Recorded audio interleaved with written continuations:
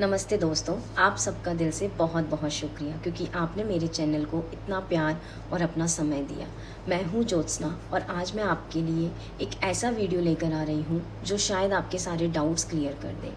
आखिर क्या वजह है जो आपकी मैनिफेस्टेशन को रियलिटी में नहीं आने दे रहा?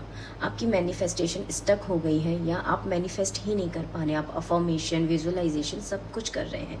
तो इस वीडियो को आप एंड तक ज़रूर देखिए क्योंकि हो सकता है आप अननोइंगली वही गलती बार बार रिपीट कर रहे हो।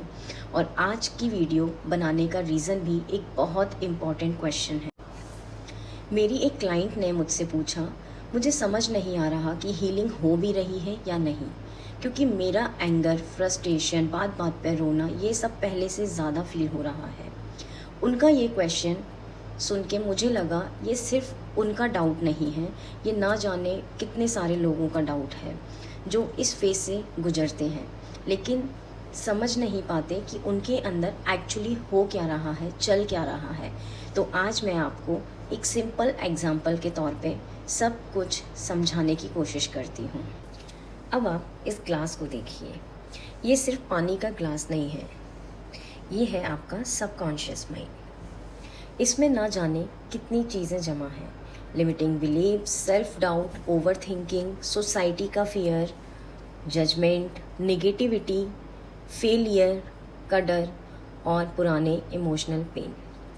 जितने पुराने पेन उतनी ही गहरी लेयर्स। अब मैं आपको इस ग्लास के थ्रू समझाती हूँ। जो ये ऊपर की लेयर है, ये हल्का सा गंदा पानी, ये आपके बिलीव्स हैं जो आपके नए नए अभी अभी मिले हैं, जिसमें आप अफर्मेशन, मोटिवेशन, पॉजिटिव थिंकिंग डाल रहे हैं, लेकिन ये अभी उतने स्ट्रॉन्ग नहीं है। उसके नीचे ये जो पानी दिख रहा है आपको, हल्का सा गंदा है, जहाँ आपने दूसरों की बातें मान ली, खुद को कम समझना शुरू कर दिया, आपने दूसरों के हिसाब से अपने आप को देखना शुरू कर दिया, अपने अंदर कमियां देखनी शुरू कर दी।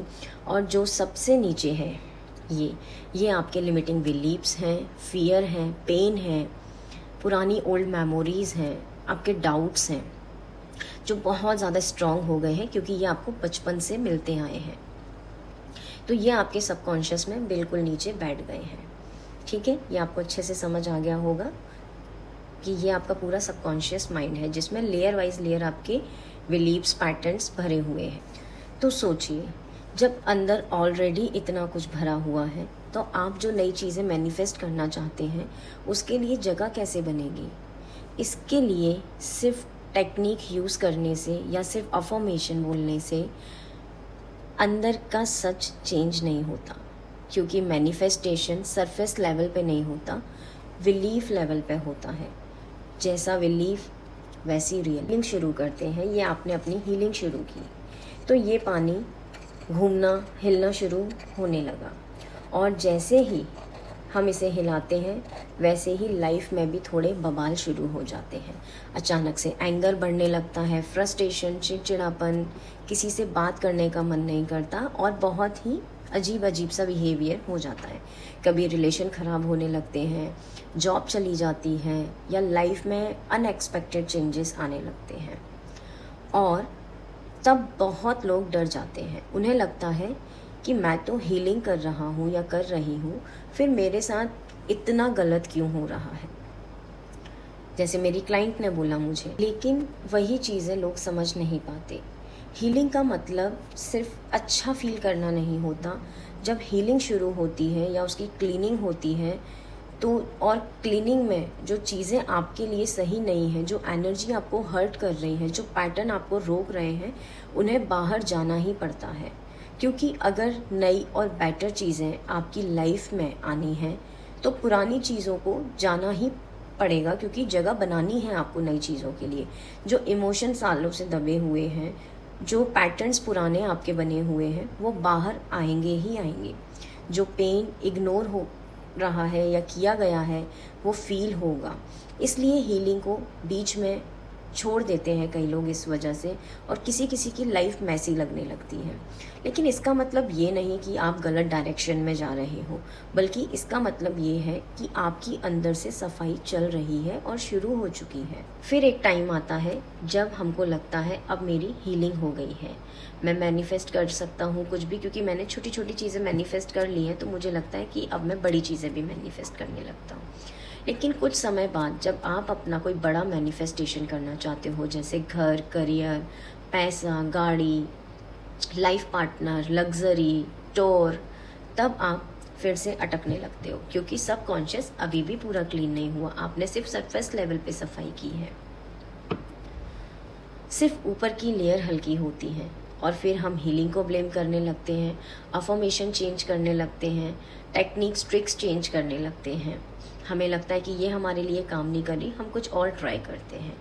फिर हीलिंग शुरू, फिर छोड़ देना, फिर शुरू, फिर छोड़ देना, और इसी लूप में बहुत लोग फंसे रहते हैं, क्योंकि वो डीप हीलिंग तक पहुंचते ही नहीं हैं। डीप हीलिंग वो होती है जहाँ अंदर दबा हुआ इमोशनल कचरा सच में रिलीज होता है। इसकी तरह ये हमारा इमोशनल दबा हुआ कचरा है, और उसके लिए टाइम लगता है, क्योंकि सालों की जमी हुई चीज़ एक महीने में क्लीन नहीं होती। अब मैं आपको दिखाती हूँ कि हीलिंग करने में समय कैसे लगता है। ये पानी से भरा हुआ साफ ग्लास है आपका सबकॉन्शियस माइंड। जब आप पैदा होते हो तब इसमें कोई fear, self doubt, limiting beliefs नहीं होते, ओवर थिंकिंग नहीं होती। ये बिल्कुल साफ होता है, एकदम क्रिस्टल क्लियर। लेकिन जैसे जैसे हम बड़े होते हैं, हम इसमें लोगों की बातें, फियर, पास्ट मेमोरीज, फेलियर और नेगेटिव थॉट्स, एक्सपीरियंस धीरे धीरे इसके अंदर भरने लगते हैं, और एक टाइम के बाद ये सब कॉन्शियस उन सब चीज़ों से भर जाता है। अब मैं इस ग्लास को पानी के टैप के नीचे रख रही हूँ।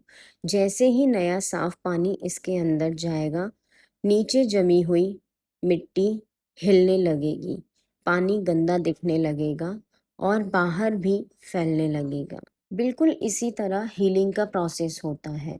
जब हम अपने सबकॉन्शियस माइंड को हील करना शुरू करते हैं, तो सालों से दबे हुए फियर, एंगर, इमोशन और पेन बाहर आने लगते हैं, और उस वक्त लाइफ थोड़ी मैसी होने लगती है।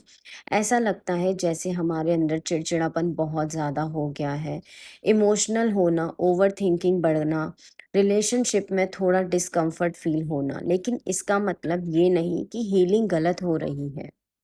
इसका मतलब है कि हीलिंग अंदर का पुराना पेन रिलीज कर रही है। जो चीज़ें सालों से अंदर दबी हुई थी, वो अब बाहर धीरे धीरे निकल रही हैं, और जैसे जैसे ये पानी साफ होता जाता है, वैसे हमारा सबकॉन्शियस भी क्लीन होने लगता है। कुछ मेमोरीज जल्दी निकल जाती हैं, और कुछ मेमोरीज को निकलने में थोड़ा समय लगता है, लेकिन धीरे धीरे सब क्लियर होने लगता है। और जब सब कॉन्शियस क्लीन होने लगता है, तब अफर्मेशन, हीलिंग और मैनिफेस्टेशन ज़्यादा डीपली वर्क करने लगती है, क्योंकि अब आपके अंदर नए थॉट्स और नए ड्रीम्स के लिए जगह बन चुकी होती है, और आपके लिए अपनी चीज़ों को मैनिफेस्ट करना बहुत इजी और एफर्टलेस हो जाता है। इस तरह से हमारी हीलिंग हमारे सबकॉन्शियस माइंड पे काम करती, क्योंकि सच कहूँ, मेरी हीलिंग जर्नी भी बिल्कुल ऐसी ही थी। मुझे भी कई बार लगता था कि मेरे अंदर कुछ और ज़्यादा मैसी हो रहा है, कुछ अनकंफर्टेबल हो रहा है, मेरा एंगर इश्यू, फ्रस्ट्रेशन बहुत बढ़ रहा था। लेकिन धीरे धीरे मुझे समझ आया कि हीलिंग हमेशा कंफर्टेबल नहीं होती, क्योंकि मैं हमेशा उसे करती रही थी। वो बहुत आपके डीप गहराई में जाके सफाई करती है। अगर आप भी इसी फेज से गुजर रहे हैं, तो प्लीज़ खुद को जज मत कीजिए, अपने आप को और इस हीलिंग को थोड़ा समय दीजिए। मैं हूँ ज्योत्सना, और हम इसी तरह हीलिंग, सबकॉन्शियस और मैनिफेस्टेशन को रियल और ग्राउंडेड वे में समझते रहेंगे। अगर आप चाहते हो कि मैं और भी वीडियोस बनाऊं जहां हम लाइफ के हिडन पैटर्न और इमोशनल हीलिंग को डीपली समझें, तो मेरे चैनल को सब्सक्राइब और शेयर ज़रूर कीजिए, और अपने जो भी पैटर्न्स हैं वो मुझे कमेंट बॉक्स में लिख के बताइए, क्योंकि ये जर्नी सिर्फ मेरी नहीं है, अब हमारी है। तब तक के लिए मिलते हैं नेक्स्ट वीडियो में। Thank you, I love you.